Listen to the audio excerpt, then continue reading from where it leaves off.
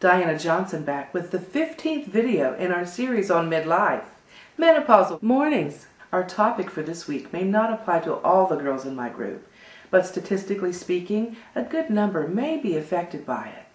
We call it the marriage bitters.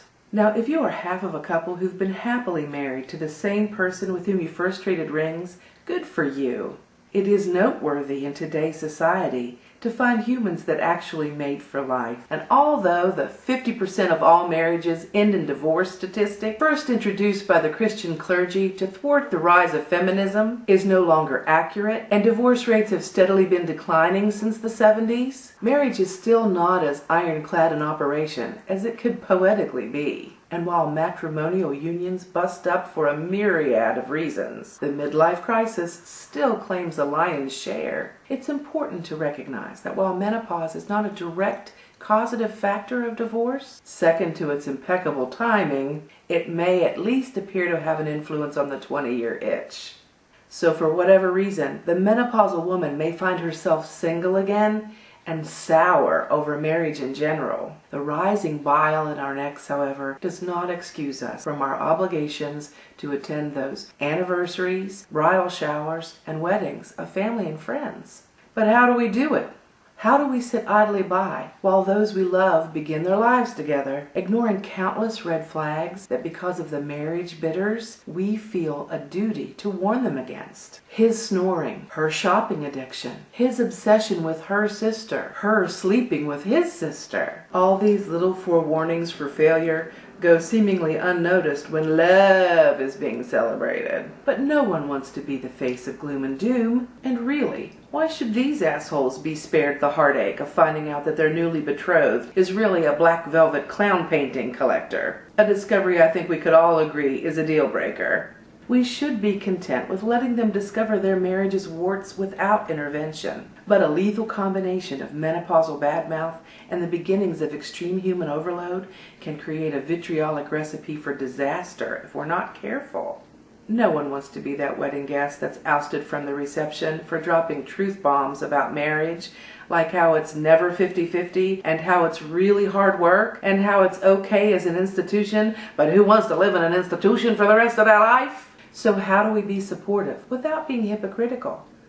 I think I've found a way.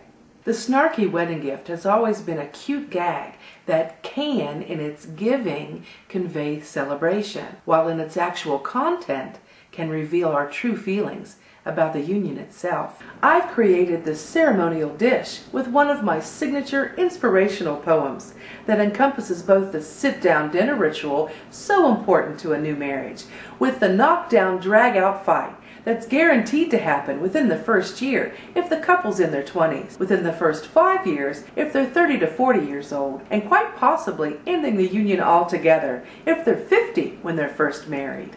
I call it the ugly plate. The Ugly Plate by Diana Johnson. When two are wed, the standard wish is for harmony and bliss. But when harmony is hard to find, and bliss is the last thing on your mind, heed this simple verse. You'll regret it in good time if you throw your china fine.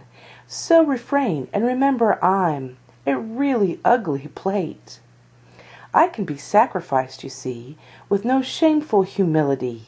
You won't have to replace me, the really ugly plate.